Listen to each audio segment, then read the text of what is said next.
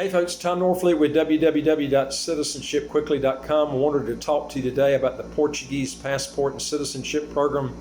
At the time I'm actually doing this video, Portugal actually ties with the UK as far as visa-free and visa-free on arrival. Countries and territories actually beating out the USA and Canada.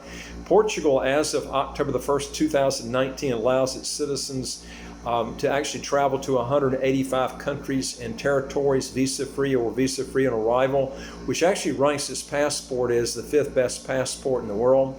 Congress in the USA introduced a bill just recently that, if approved, would actually give Portugal an E2 status treaty with the USA, which means that Portuguese citizens could invest in a business in the USA and actually live in the USA on a non-immigrant status as long as the company was in the USA.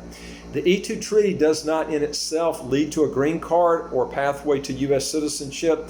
The bill is actually called the U.S. H.R. 565 bill. Portugal has an attractive residency program that leads up to citizenship. You have to invest in a property as low as 280,000 euros and pay certain legal and government fees. The 280,000 euro limit is actually lower than probably the regular limit that you're used to seeing of 350,000 euros. But this is if the property is actually bought in a renovated historical area of Portugal. You have to visit Portugal at least 7 days each year for 5 years to satisfy the minimum temporary residency requirement. And then after the 5th year of this permanent residency can be applied for. And then after 1 year permanent residency, you can apply for citizenship, and the citizenship takes about a year from the time you get permanent residency. So you're looking at around 7 years to get the actual citizenship and passport if everything runs smoothly.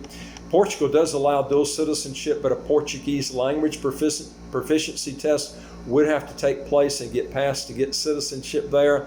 This is something you really need to consider because a lot of people end up not getting passports because they don't get the language barrier passed.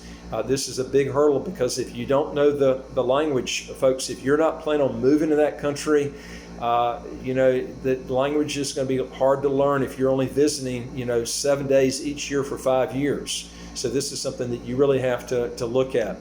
Most countries in Europe, Canada, and the USA require residency to actually get citizenship, where you cannot escape the worldwide taxes, and that country squeezes out of you during that period of time that you reside there.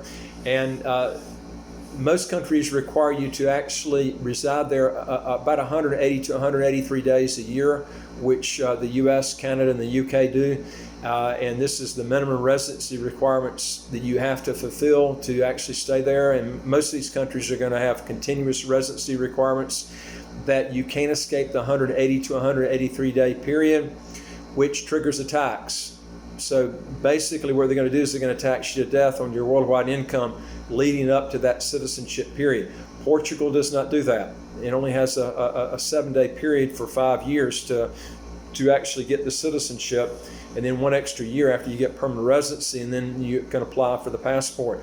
So you can escape the taxes on your worldwide income and actually income in Portugal as long as you're not having a business there and you're living outside. So that's a big advantage that you've got there.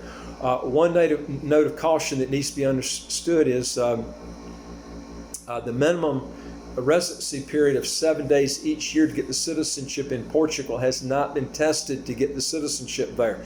Now, I did get an email from someone that said that they've gotten their first client just gotten citizenship that has had that minimum 7 day period for 5 years. But I'll tell you something, I would not go to Portugal and get the citizenship there unless you're going to move there. Okay, I think that needs to be tested more than one person, and that's hearsay. I'm in the year 2019 right now. The program started in 2012, so we're just at the 7 year period. So my advice is if you're going to go with this passport, move to Portugal. It's going to be hard to get the language barrier under your belt if you're not. And even if you do that, you still got to worry about, is the government still going to allow this 7 day period for 5 years as the minimum requirement and still let you get through and get the passport? I mean, that's something you really have to look at.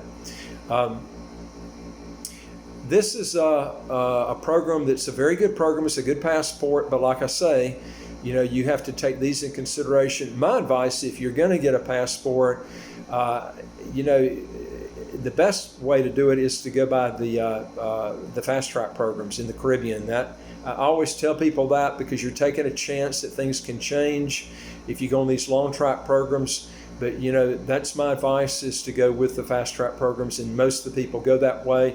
You know, you're going to get the passport unless you got a criminal record, and that's the only thing that's going to keep you back, a criminal or possibly a civil a track record of a bad civil type of situation.